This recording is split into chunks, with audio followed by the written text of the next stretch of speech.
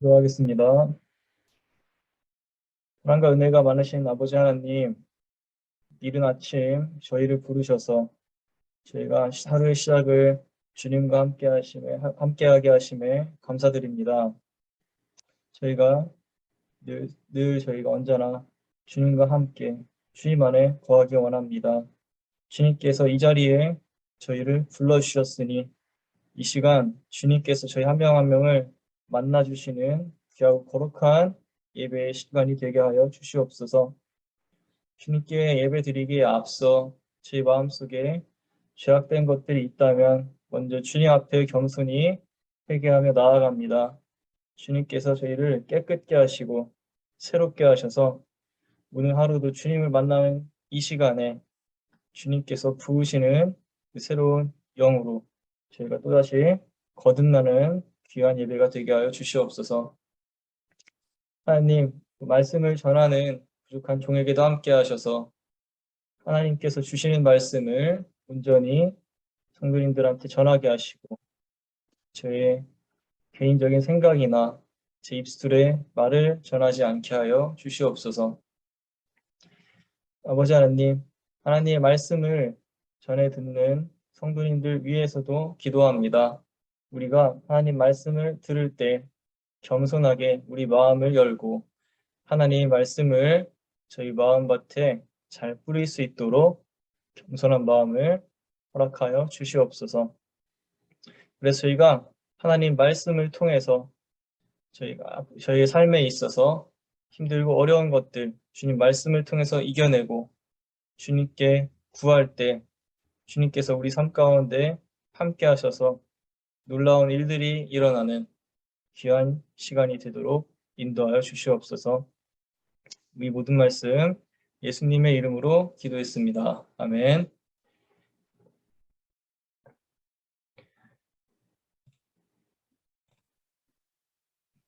오늘 성경 말씀은 고린도후서 12장 1절에서 10절까지의 말씀입니다.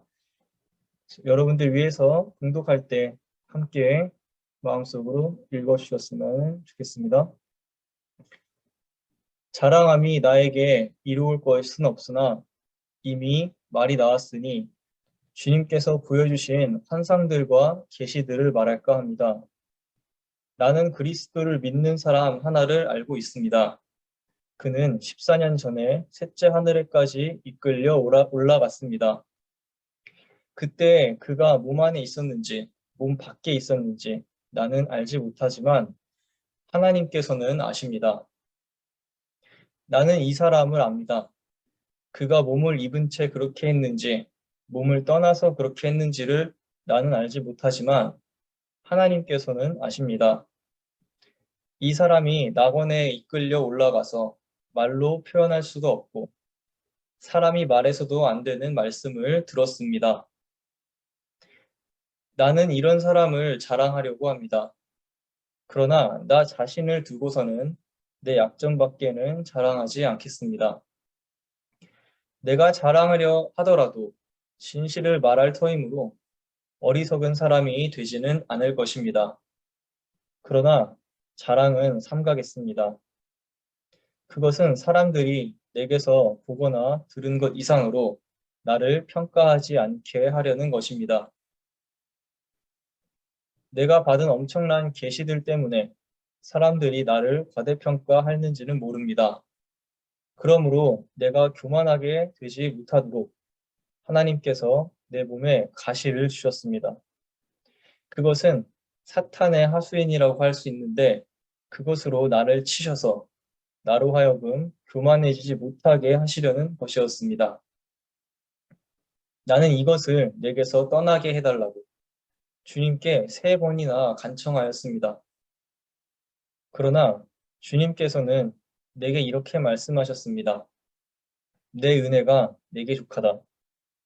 내 능력은 약한 데서 완전하게 된다. 그러므로 그리스도의 능력이 내게 머무르게 하기 위하여 나는 더욱더 기쁜 마음으로 내 약점들을 자랑하려고 합니다. 그러므로 나는 그리스도를 위하여 병약함과 모욕과 궁핍과 박해와 곤란을 겪는 것을 기뻐합니다. 내가 약할 그때에 오히려 내가 강하기 때문입니다. 아멘.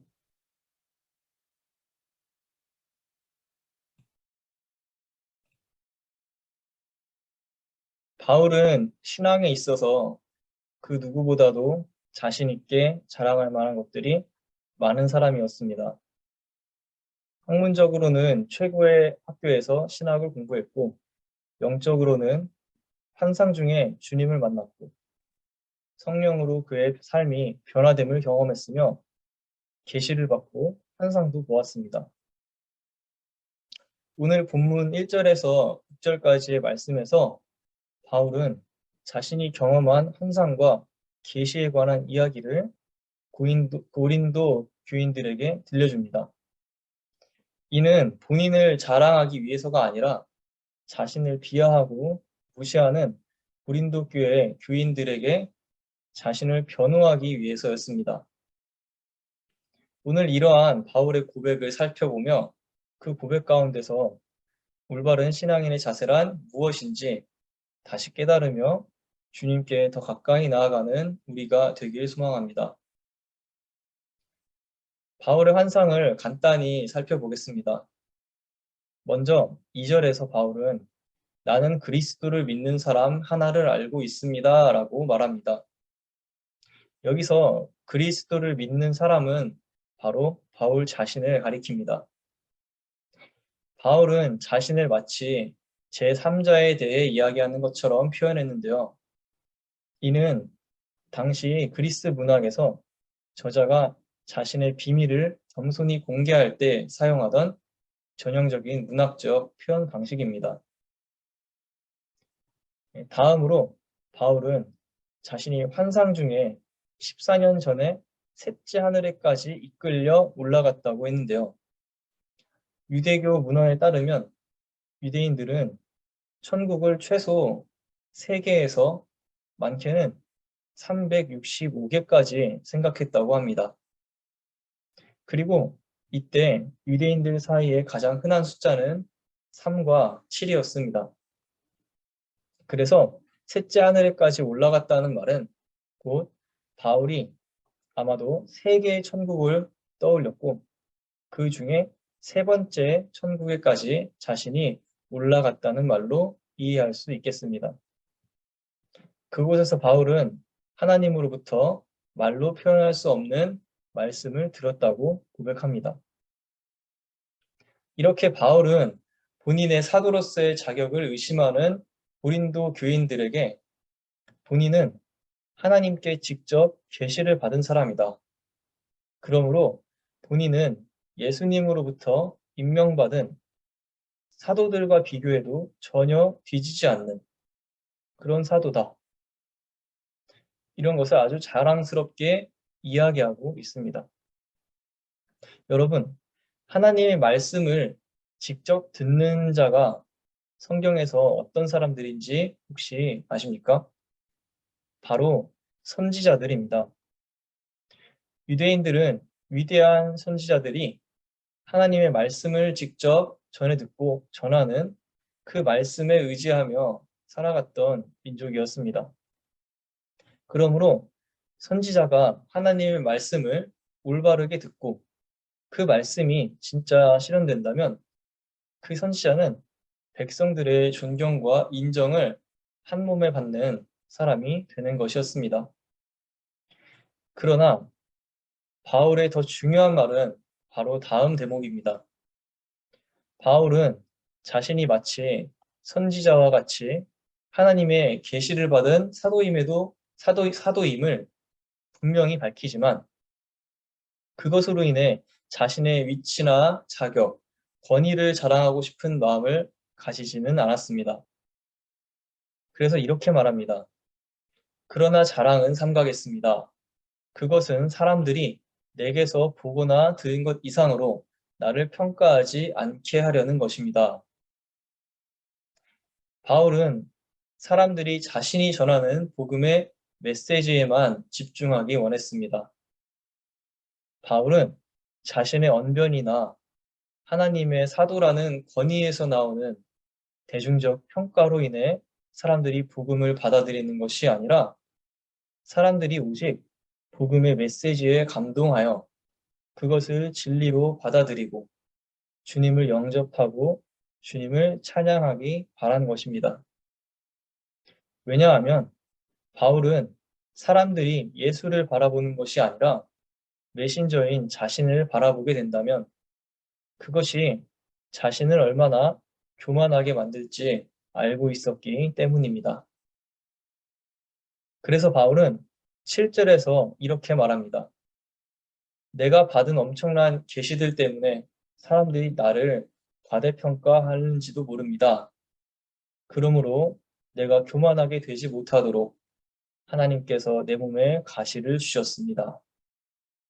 그것은 사탄의 하수인이라고 할 수 있는데 그것으로 나를 치셔서 나로 하여금 교만해지지 못하게 하시려는 것이었습니다.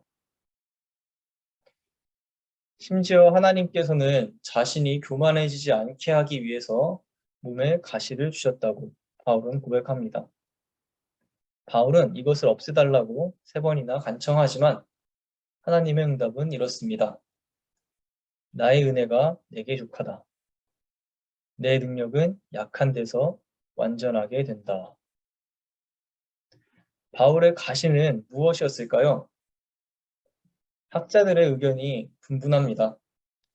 어떤 학자들은 그것이 도덕적인, 정신적인 유혹이었을 것이다 하고 말하고 어떤 학자들은 그것이 바울의 대적자들이었을 것이다 라고 주장합니다.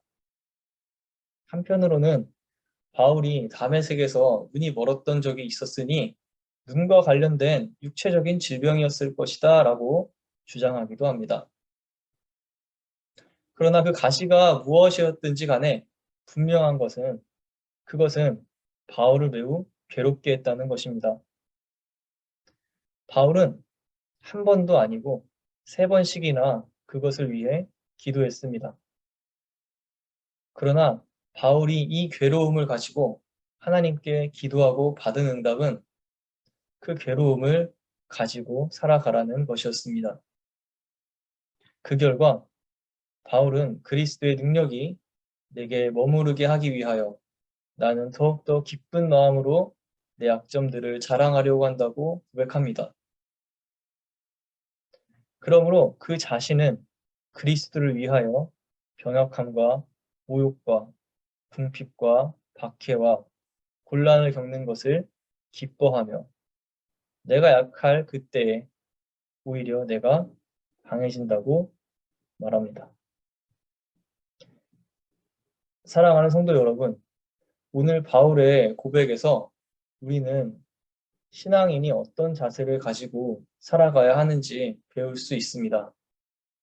첫째는 교만에 대한 경고입니다. 바울은 실제로 자랑할 것이 많은 사람이었습니다.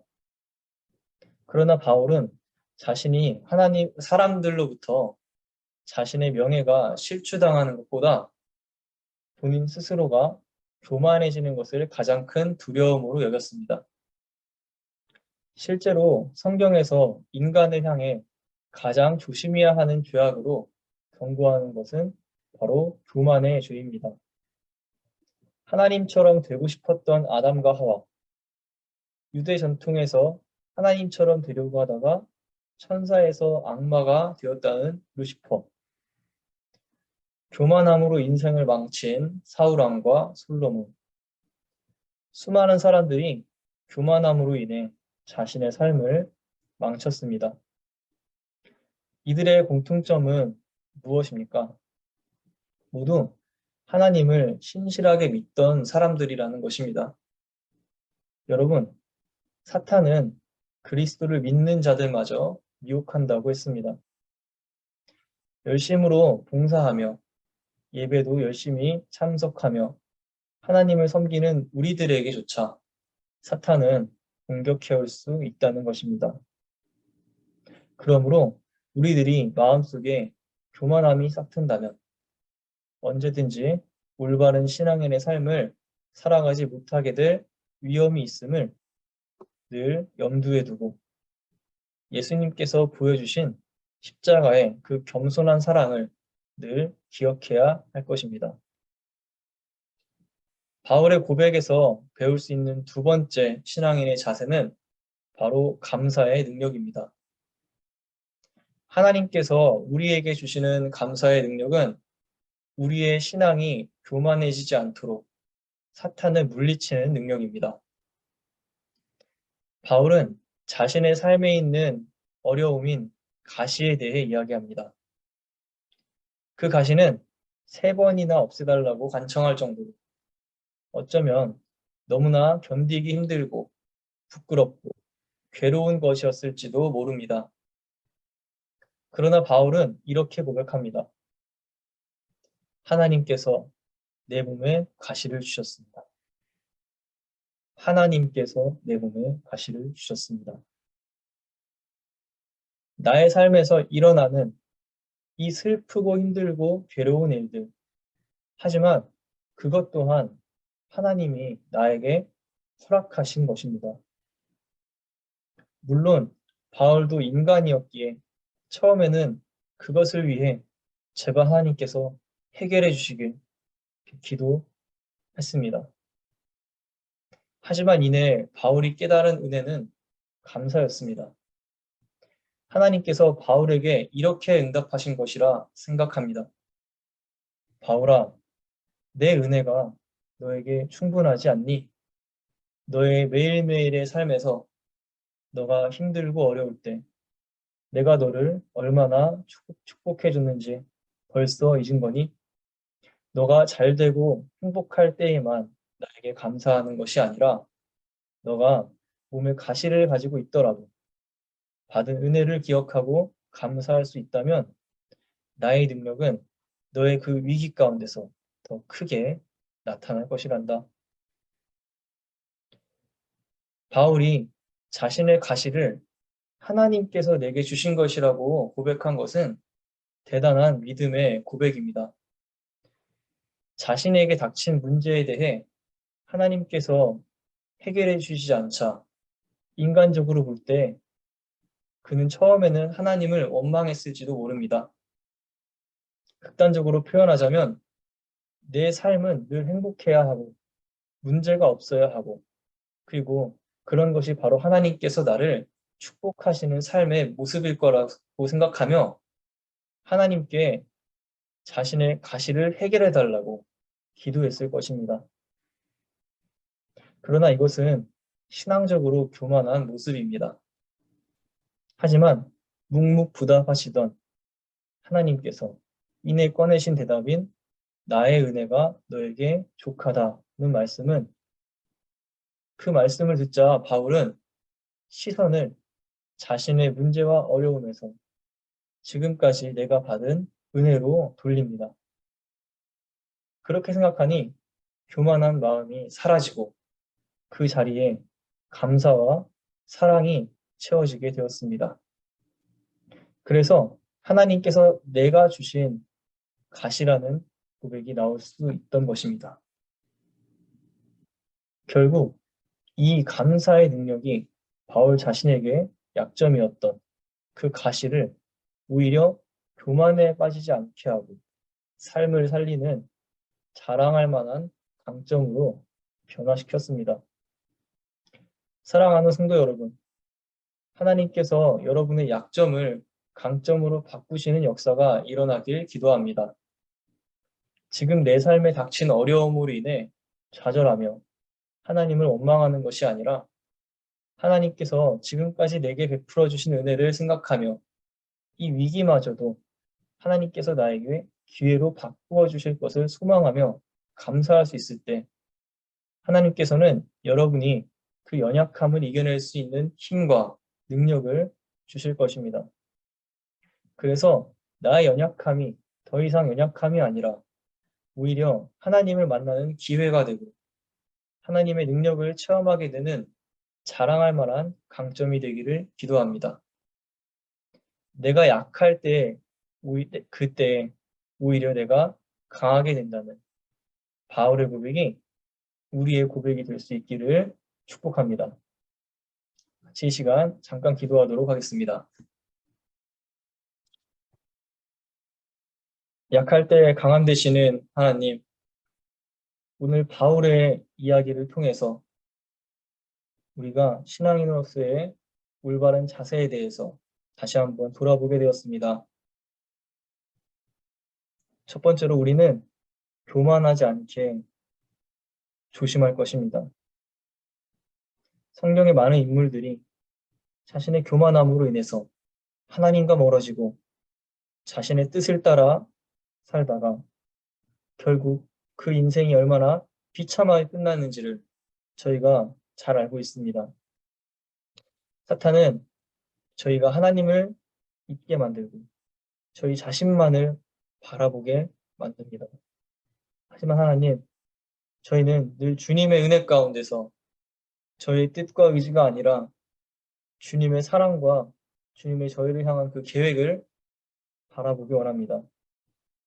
저희 마음속에 교만이 틈타지 못하도록 저희 마음을 지키시고 죽기까지 저희를 사랑하신 십자가의 그 주님의 겸손의 사랑을 저희가 늘 바라보고 기억하게 하여 주시옵소서.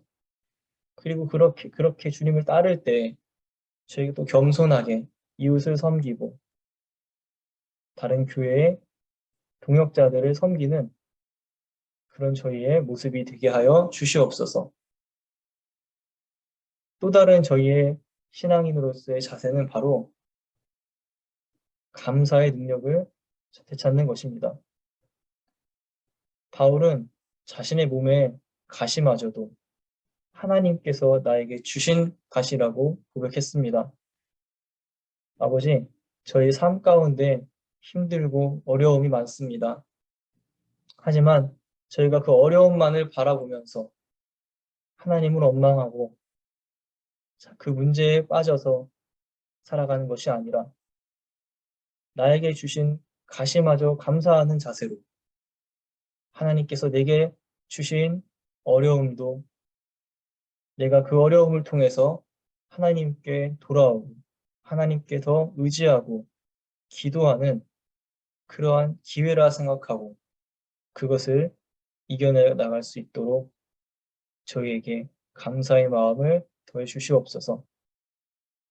저희가 지금까지 주님께 받아온 그리고 앞으로 주님께서 저희 삶 가운데 주실 그 주님의 은혜를 기억하고 감사하며 살아갈 때 저희 삶의 모습은 교만함이 아니라 주님의 은혜 안에 겸손함일 줄로 믿습니다. 저희가 그러한 신앙인의 자세를 가지고 저희 신앙생활을 할 때 저희 교회가 주님 은혜 가운데서 더 건강해지고 또 저희의 모습을 통해서 지역 사회가 주님의 사랑으로 바뀌게 될 수 있는 놀라운 일들이 저희 가운데 일어나게 하여 주시옵소서. 늘 저희 함께 하시는 예수님을 기대하며 이 모든 말씀 예수님의 이름으로 기도드렸습니다. 아멘.